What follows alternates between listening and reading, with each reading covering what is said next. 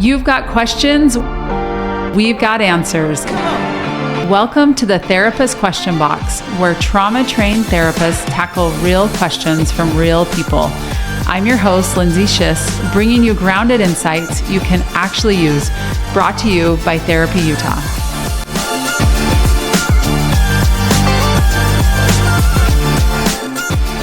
Welcome back to another episode of the Therapist Question Box. We are here to answer your mental health questions. So write in, get on our website, and submit a question. That is where we get all of our content, and we want to know what is on your mind. So ask away. Today I have with me Whitney Wakefield. Whitney, thanks for joining us. Thank you for having me yet again. Yes, and this is a question that I think is widespread. I think a lot of people feel this way. And I'll just launch into it.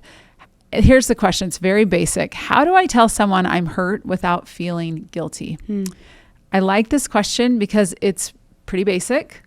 And I think it's something that is universal. A lot of people probably feel this way. So when you hear this question, what are your initial thoughts? My initial thoughts are, I think there's two parts of the question. Okay. There's the hurt and then the how to go about sharing the hurt. Because hurt is a really raw feeling that when we experience, oftentimes we like to cover with other feelings like anger or betrayal or whatever the case may be. I think hurt is a lot harder to feel. And so we oftentimes feel something else that covers our hurt. And so even acknowledging that you're feeling hurt can actually get to the root of what's going on. So it can actually be addressed and you can share it without feeling bad about it because you understand what's happening. That is really important though, right? Because I think even understanding your hurt can be hard to do. For sure. Like we can feel hurt and go, oh, I'm just mad or something's going on, right?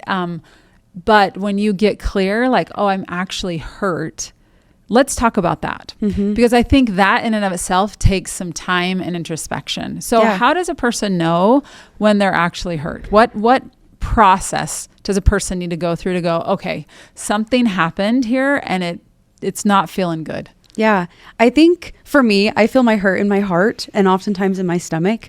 Like I had a situation a while ago with she did something that kind of hurt me and I felt that ting in my heart and in my gut. And I was like, oh, like, I don't understand really what happened. And it started with a little bit of confusion because I'm like, what's happening right now? And when I got real with myself, I was like, oh, I'm feeling really hurt because I didn't feel like she saw me and my intent in that moment. And I remember I just like sent my mom a message. I'm like, I'm feeling really hurt right now. Like, this is kind of what happened. And I just kind of sat on my hurt for a minute and like really processed what was going on. And I was like, oh, I think I need to share this with her to be able to move past it.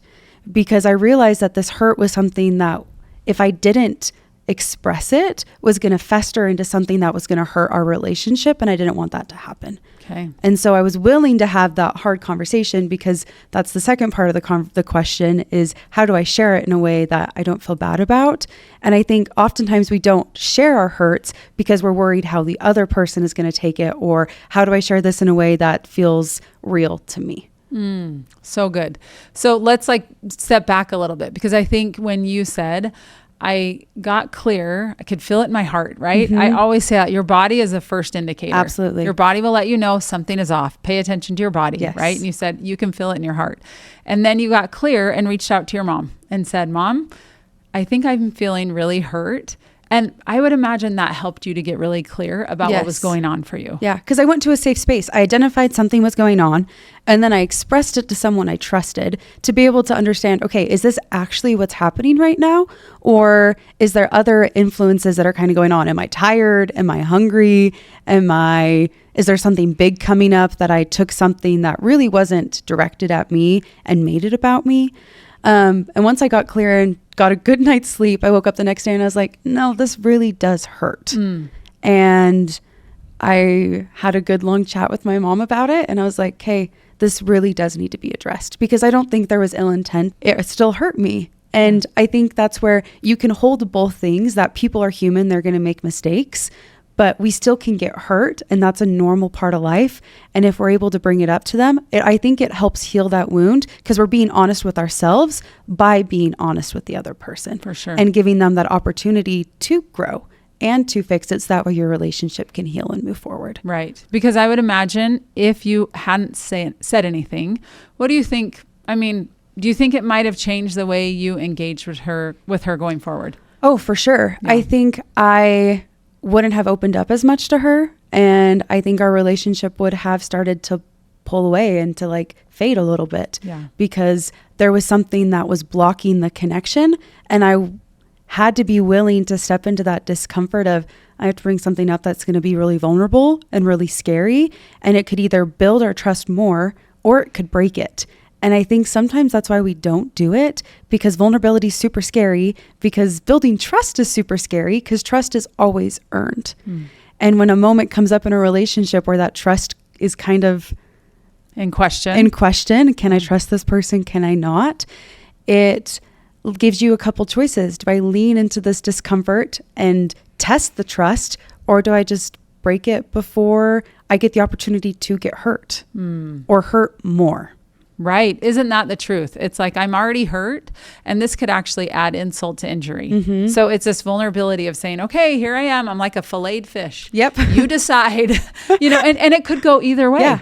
But you have to decide that you're willing to do that and be there like a filleted fish. And you don't have any control of that outcome. No. How she responded to that, the way she felt about it, the way the relationship was going to proceed based on that conversation. You have no ability to control that. That's hard. Yeah. But I think if you go into that conversation wanting to search for truth and wanting to just understand what's happening, it can take a lot of the like guilt or feeling bad out of it, because you're approaching it from a state of curiosity, because you don't know what was happening on their side. You can still be honest with them that this kind of hurt me, but you can also approach it with this curiosity and this desire to understand more. And that can make that conversation feel so much easier, because it's coming from a place of, I want to understand, because people always have worth. And so I think if people have this idea that people are of worth and people are of value, most of the time people aren't intentionally trying to hurt us. I think there are some people that do, but I think that's far and few in between. So I want to like acknowledge that some people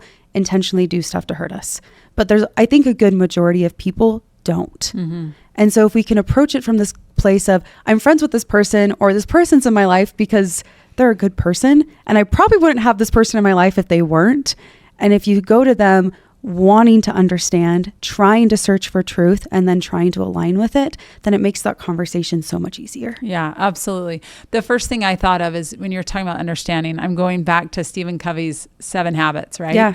And thinking, seek first to understand and then be understood. Yes. I think that's a difficult principle to put into action. The idea of, help me to understand what was going on for you, that puts you in a place of curiosity, right? Yeah. Like, okay, I'm just curious, right? What was going on? What did you mean by this? Yeah. Instead of, I'm coming at you and I want you to understand me first. Like, that is a totally different energy than, help me to understand. Yeah. Help me to understand what was going on for you. For sure. And I think it shifts that conversation from a who's right space to what's right, what actually happened. Because if we go into a conversation just trying to prove that we're right, you hurt me, that hurt doesn't change.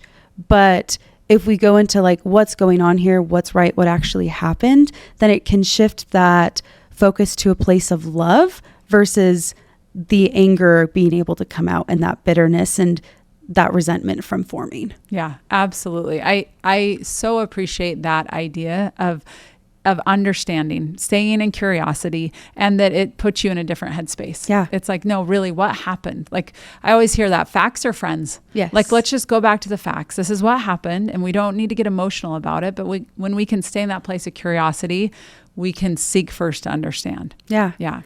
So I really appreciate that first step. The second half I want to talk about now is the willingness to have the hard conversation, right? So again, we have no control of the outcome, but we have to be willing to have that conversation. Yeah. Why is that so hard for us to have that conversation? You know, there's probably a million different reasons why it's super hard. Maybe there's been times in the past we've had a conversation and it didn't go well. So we're putting a lot of emphasis on the outcome having to be a certain way. or maybe there's certain parts of us that don't know how to have the conversation. And so it's really hard to do it because you've never been taught how, or it hasn't been modeled to you from people in your life to know how to have that conversation. So that's where my brain's going right now, is either you don't know how to have the conversation. Well, also that there's fear around the conversation, yes, the fear. Right? Thank you. That it has been modeled, but there's also fear. Absolutely. I mean, I don't think we're really good at this. Yeah. Like, because we're trying to manage so many things going on in our environment, right? And as you're talking about that, it makes me think when I'm in session and I hear clients saying, I just don't want them to feel this way, or I wouldn't want them to think that way. And immediately when someone says that in a discussion, I think, oh, you're not on your side of the street. You're not in your lane, because that's actually not your business. Exactly. The way they show up, the way they feel is actually, that's not your job to control. You don't have control of it. Yeah. And so I think sometimes also we're trying to control something that we actually don't have control over. And that's what we talked about a while ago too, of like, it's not your responsibility to pick up someone else's feelings or how they're going to respond or react. The only thing you can control is how you show up to that conversation. And I think if you understand that you're showing up to that conversation to understand and to get curious, it makes it so much easier because you're taking the outcome piece out of it. Because I think sometimes we focus so much on how is this going to turn out, what's going to happen, that we forget the point of having the conversation is to be emotionally honest, because sometimes we start noticing, oh, I'm feeling this way. And it's really hard to be emotionally honest with ourselves because it's like, ooh, but like, that's really scary. I don't know if I want to feel that. And even the avoidance of that feeling is like, well, if I don't talk about it, then it didn't happen. Right. But whether we acknowledge it or not, it still happened. Amen. And if we can acknowledge that it did happen, it makes it so much easier to move past it because it's not going to just keep coming up and keep coming up and keep coming up. Right. And that's how I knew I needed to talk about it, because I got a good night's sleep. I woke up and I'm like, this still hurts. And I went through my day and I'm like, yeah, this still hurts. I really should talk about this. And so I was willing to have that conversation, and I didn't know how it was going to turn out. Had no idea, but I went into it and I was like, hey, I know you don't have, this is kind of my approach to having these hard conversations. I use curiosity and I try and ask questions all the time. And then when I get curious, and then once I understand a little bit more, then it's my turn to express, right? So you understand first before you get understood, kind of like what you said earlier. And when I go to share my side of it, I always bring honesty with compassion, because I think both of those are necessary in order to have it come out in a way that is showing the other person has value and of worth. And it kind of helps stabilize the conversation a little bit more and kind of shut down some of the defenses. And it's not done in a dishonest way. Like, I never share something that I don't really believe, because if I'm not being genuine, they're going to feel that and it's going to shift the whole tone of the conversation. I don't think this was intentional. I know your heart. I know you have a really good side, and I know you have a really good heart, and it's beautiful. And I don't think you would purposely mean to do this, but this is kind of how it came across, and this is how it made me feel. And then she was able to share what actually happened on her side, and she was able to apologize because that's not what she meant, because I knew her heart and that was what happened. Sometimes though, when we have that conversation and we say, hey, I know that probably wasn't your intention, but if you don't actually believe that wasn't their intention, don't say that. Come up with another thing you can say that shows them value and shows them worth, whether that's I know how you are with your family and you love deep. And so I think that maybe this was just an accident, or whatever the case is. If you bring in those strengths to the conversation, then it helps them be in a place where they can hear you more, because then their nervous system isn't going up and they're not feeling attacked. Right. And I think that's the cool thing about compassion, is it allows you to have a conversation where both people are able to stay a little more regulated, because people are human, and it allows us to have those human moments, and it brings that grace into the conversation that I think we would want to. For sure. As you're talking, I keep thinking of the word compassionate curiosity. Yeah. And I feel that is so important with myself and other people. If I can come into a conversation in being curiously compassionate, then I feel like I can stay in a grounded place, right? Absolutely. And if we can give that grace to ourselves and others, I mean, we don't get to control the outcome, but totally different, like you said, mind shift. and nervous system. It's not like, oh, you're coming to her saying, here's what you did. This is why I'm upset. This is what you did wrong. You were like, wait a minute. This is what I know about you. I know the goodness. You started with that, which is so powerful. I see the good. I know the good. Mm-hmm. And I'm sure this wasn't intentional, right? But then explain yourself. The other thought I keep having is intention versus impact. Yes. I think this concept is so valid when it comes to this idea of really expressing ourselves, that people will think, no, that was, of course not, but that's okay. That wasn't her intention. It still had impact on you. For sure. And I think when we can hold space for both of those things, that was not the intention and it still had a real impact. Yeah. And really not say, oh, well, that wasn't her intention, so it's fine. You're fine. No problem, right? No. That's selling yourself out, right? Or going the other extreme and saying, look what she did. This was so unkind and she's this person and that person.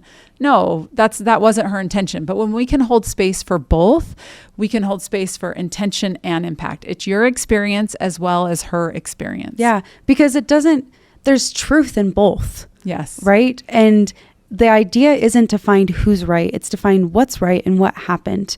And to find what happened and to be able to hold space for both of those things, the compassion is there, but also the compassion on your side that you had that feeling. Totally. And that's, I think, one of the greatest forms of self-compassion is being real with yourself about what happened and how it actually made you feel. Yes. I had another situation like that over the summer where someone said a few things to me that really, really, really hurt. And I'm like, I understand though, like they came from this background, their family was like this. I understand why this happened. And I understand that oftentimes behavior is the symptom of something else going on in someone's life. And so because that misbehavior happened, I was like, but it's okay. It's okay. It's okay. And I kept trying to be fine because I was like, it still really hurt. But I had to be real with myself and be okay that impacted me as much as it did, and be able to choose how I wanted to handle it from that and be like, okay, I can understand that this happened and this had this impact on me. But I also understand this person and I know their heart and I know that probably wasn't the case. But since then I've been like, okay, it's okay. It's okay because I'm acknowledging that it did happen that way. Yes. And I'm not saying it's okay because it should have never have happened. It was okay to happen that way. I'm saying it's okay because it did happen. Mm-hmm. And I'm able to hold the fact that it hurt me and that they probably didn't realize it, but it did happen and it did hurt. Yeah. Well, it's again, that emotional honesty, right? Mm-hmm. We're just saying, you know what? I'm going to be emotionally honest with myself. That did hurt. And now I'm choosing the next step, which is to be emotionally honest with other people. Yeah. Right? I'm going and having that hard conversation. So here's my question about those hard conversations. You know, I think sometimes we think expressing hurt is a burden. That we don't want to be the problem. We don't want to be dramatic. We don't want to be, overly sensitive. Why do we feel that expressing hurt is a problem, like a burden? That's a really good question. I think being a burden feels really heavy. And if we're carrying around something really heavy, it feels scary to give that heaviness to somebody else. Because if you're worried about being a burden, I think you really care about people. And if you're a really caring, considerate person, it's like, oh, I can handle this though. I don't want to give it to them because I can handle it. But if you're willing to give it where it actually belongs, then it can actually ease the burden on both sides. Because then you're not carrying it alone. And that feels a lot easier to carry than having to carry that burden on your own. Because either way, that burden's going to be there. But at least now you're giving that burden to the place where it goes and you're not carrying it alone. Totally. I like that you're carrying the burden. It's somebody else's, you're carrying it with them. So I'm really curious. And again, it's not about outcome, but I'm curious with your roommate, what was your experience? If I just want to go back to that, like your experience on a personal level. Yeah. What did it feel like for you having that conversation? Was it empowering? Was it scary? And again, maybe the outcome was good or bad. You don't even need to tell us about that. But I just want you to tell us what that felt like for you. Yeah. Well, I am someone that has hard conversations all the time, but it still scared me. Going into that conversation, I was like, this person I really care about this person. I love them. And I'm worried because I know that confrontation has been hard for this person in the past. So I'm like, oh, I don't know how they're going to handle this. Yeah. Because I'm a weird person and I think confrontation's beautiful, even though it's really scary on my side sometimes too. So I remember going into that conversation and being like, okay, I don't know how this is going to go. And I was like, so how much time do you need to get ready before this thing? And because I needed to make sure that we had the time to talk about it. So I think timing is really important to these conversations. Really important. And so I remember being like, how much time do you need to get ready for this? And then they told me and I was like, okay, so do you have time to talk? And she's like, okay. So we ended up just sitting down on the floor in the bathroom while she got ready and talking. And it started and she was like, yeah, I actually felt like this conversation needed to be had too. And so it was really cool that both of us felt like it needed to happen. And I don't think that happens every time.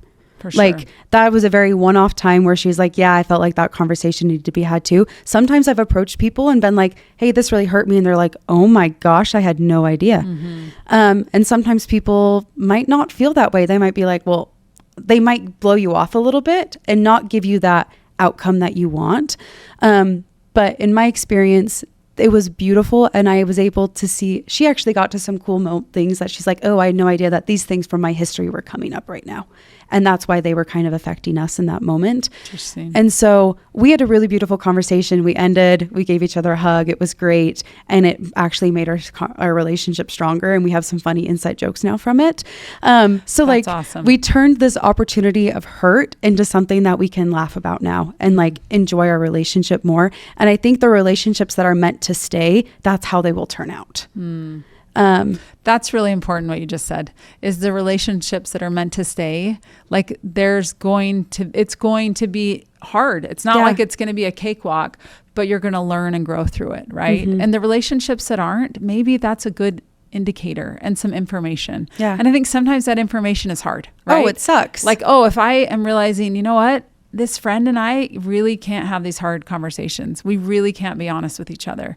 Gosh, that's information about this relationship that I maybe need to evaluate how close I am to this person or how much time and energy I'm devoting to this relationship, right? So I really appreciate that. So here's one of the things that I want to just discuss quickly is what is the cost of not saying anything? So if you chose to not say anything in this situation, what would be the cost? I think your own peace of mind, because when we hold something in like that, I think it tends to hurt us more than it helps us because we're not being emotionally honest. And I think our culture unintentionally has reinforced this idea that emotional dishonesty is okay. Because a lot of times we go up to someone, we're like, hey, how are you? And we hear like, oh, I'm good. I'm fine. Always fine. And it's like, well, we know that there's more going on in our lives and we're scared to actually be real with other people about what's actually going on. And so that's actually something I've really tried to implement is like when someone asks me, how are you? I'm like, I try and really get real with myself about how I'm doing. That doesn't mean I have to share everything going on in my life with that person. Boundaries are still there. Trust is still definitely earned. They don't need to know all the deep, dark things going on in your life right now.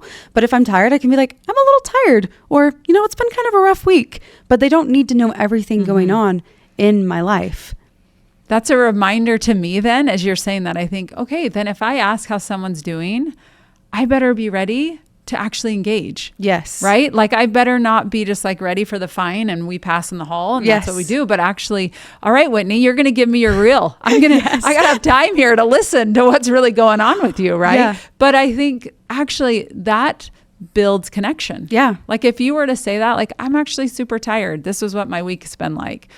I know you better now and I feel more connected to you because you shared something with me. Yeah. So I love that reminder, but it also makes me think, wow, take a step back and actually really take time. When you choose to ask somebody a question, you're asking them a question. It's not just this proverbial, we're going to go through the motions, but like, let's be honest and take some time with people that you care about. Yeah. And if we're going to go through the motions, say one of those greetings that are through the motions, right? Like the, oh my gosh, so good to see you. Or like, wow, I haven't seen you in forever. Like, I want to catch up later, right? Like, like it's okay. You can still be honest in the expressions that you share with people.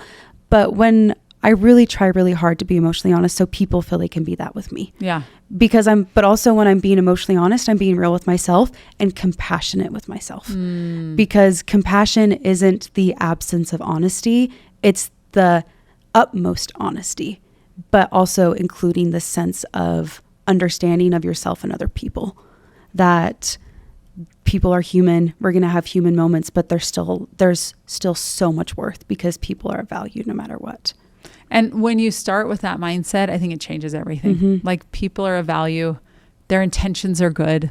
When you look at the world with that lens, it's different, right? Versus people are out to get me, or they had ill intention. They don't care about me. They're unkind. That's a totally different lens than, you know what? I assume positive intent every time. That's just how I see the world. I think that is such a better way to view the world. Brene Brown always says that, like, I believe in the goodness of people. For sure. And I think that is just a better way to live, right? And like you said, it's not always, everyone's intentions are not always good. However, I think the vast majority are. Yes. And if you're able to view them in that light, then you can come in with a different approach. Yeah. So Whitney, with all of that, so many good nuggets here today. Anything else that I haven't asked that you're like, oh, I want to make sure we hit on that? Yeah. I think if you've never had a hard conversation before, please give yourself grace going into them because it's a skill. Like, I remember from the time I was little, my mom was teaching me how to have hard conversations. Like, there was a girl when I was younger that bullied me a little bit. And my mom was like, hey, you need to go have a conversation with her. And I was like, how do I go about doing that? And it was really hard, but I did it. That outcome didn't turn out great, but I had the conversation. She taught me how to stand up for myself, and it's slowly grown and progressed as I've gotten older. So it's been like 15, 20 years of like practicing having hard conversations that now I'm finding to this point where I'm like, yeah, let's have this. But it still doesn't make the hard, uncomfortable go away before. Yeah. Like, I've had situations with bosses in the past where I've had to have a hard conversation and I'm like, ooh, but they're a person in authority. How is that going to go? But I just went back to those same skills. Be curious, know that their intent is probably good, and then say your piece and be totally honest with yourself with them. That doesn't mean that every person needs everything when you're being totally honest. There was still stuff when I talked to my boss that they didn't need to know about my personal life that I didn't share with them. But I was still totally honest with everything I could with that relationship that I had with that person. And I think if you can give yourself grace as you're practicing and look back at your conversations, be like, okay, maybe that didn't go great, but it's really good information for next time of how to approach it better. And you're doing probably a lot better than you think you are. Amen. Amen. And you know what? It's a little messy, this thing called life and this thing called relationships and having the hard conversations. Like, it's messy. Yeah. And that's part of the deal, right? We're not going to do it right every time. We're not going to check every box just so to give yourself grace, right? I also love that you said your mom encouraged you to have difficult conversations when you were young. That was something my mom did as well. Instead of kind of saying, there's a problem with the teacher, let me go talk to the teacher, she would say, go talk to the teacher. Yeah. Go see what's wrong. Go have a conversation. I would think, oh, I'm like 12. I know. They're like, a teacher. How am I going to do that? And what's funny is at 12, you actually still can have a conversation with a teacher. And when you start learning those skills, it actually builds that muscle of, I can have the hard conversation. Yeah. It's okay. I can say what I need to. And I think that with parents that are listening, allow your kids to have those hard conversations. Yes. Allow them to be a little uncomfortable because it grows that muscle, and then they can continue to go, you know what? I've had that hard conversation before when I was 12 and it was okay. And in fact, look I was stronger because of it, or the outcome was better, or whatever it is. But allowing that discomfort is so important. And you're also teaching your kids at that point that they can trust themselves in their body. Because if things are going on in their lives and it's like, this doesn't feel good, and we're trying to take their growth from them by having that hard conversation, I don't think that's the intent behind when parents go out and they're like, well, let me go talk to the teacher. I think it's like, well, I want to help my kid. I love them so much. I don't want them to be going through this hard time. But it's the hard times that really help us grow. Right. And so when we unfortunately take that opportunity from them, it removes an opportunity for them to trust themselves and for them to learn and for them to be proud of the person that they are, that they can do hard things. Yes. And here's the kicker. Yes. As a parent myself, you have to be willing to sit in that discomfort yourself. right? It's horrible. I mean, it all comes back. It's full circle. It's like we have to allow our children to sit in discomfort, and we have to sit in discomfort on their behalf and be okay that, they're going to muddle their way through just like we had to, and just like we will have to in more conversations. Yeah. Right? It's that willingness to sit in discomfort. So important. Yeah. And I want to say to those parents that are feeling discomfort, that's how you know you love your kid. Like that discomfort is a sign that you love them so much you don't want them to hurt. Mm-hmm. And I think as parents, that's so beautiful that you care so deeply that you're like, I don't want them to hurt. But I think it shows the most love when you're willing to let them hurt and not take the emotions from them, because they're going to be facing those their whole life. And so if you're giving them an opportunity to feel the heavy in a really beautiful, safe space, then they're going to be so much more set for the future. For sure. Amen. And it makes me think back to a conversation that I just had actually with a friend whose daughter is struggling with some anxiety. And she was telling me all about it and what was going on and what the problem was. And I just said to her, how uncomfortable are you with all of this? Yes. And she was very uncomfortable. Of course she was. It's no fun to see your child suffer, right? But getting honest with, actually, I'm really uncomfortable right now. So I've got to do some work and make sure I'm okay with that discomfort. Because sometimes, again, we try to manage our children's discomfort, other people's discomfort, because we are not comfortable. So it goes back to, we all have to do our own work where this is concerned, right? We all have to show up for ourselves, do our own work, and recognize, you know what? I'm uncomfortable with their discomfort. I've got to do some work around that, right? For sure. So really good, so many good thoughts, so many good reminders about honoring ourselves. I love that the idea of getting clear about your hurt. Why am I hurting? What's going on for me? Am I just off today? Or is something really, what happened? Right. And I love that you slept on it. I love that you talked to your mom, right? All of those things are so valuable to go, no, actually, really, something was going on here and it was really hard for me. The second half is the willingness to have the hard conversation, right? So first is awareness. The second is the willingness to have that hard conversation and recognize that we're not just emphasizing the outcome, but we're emphasizing the relationship and wanting to be emotionally honest with ourselves and honest with the person that we're having the conversation with. Yes. So many good thoughts and so many good relatable things for all relationships, right? Whether you're married, single, with kids, without kids, it doesn't matter what stage of life you are in, you are going to come across hard conversations. And when we choose to be emotionally honest with ourselves and with others, we actually have greater connection with ourselves and with others. I really hope that this conversation today will be beneficial. I can't imagine that it's not, because in fact, we're all in this thing called relationship and all in this thing called life. Yes. We're all doing it, right? So thank you for the insights. If this conversation was valuable to you or someone you love, please share it. And we really hope this conversation will help you as you navigate those relationships that can sometimes be sticky or difficult.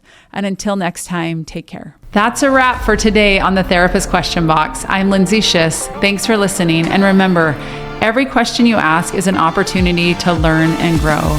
Brought to you by Therapy Utah.